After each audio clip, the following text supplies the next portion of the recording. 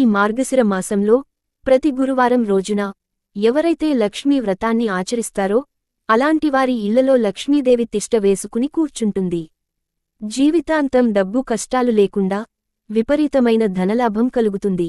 అంతటి శక్తి ఈ లక్ష్మీవారాలకు ఉంటుంది.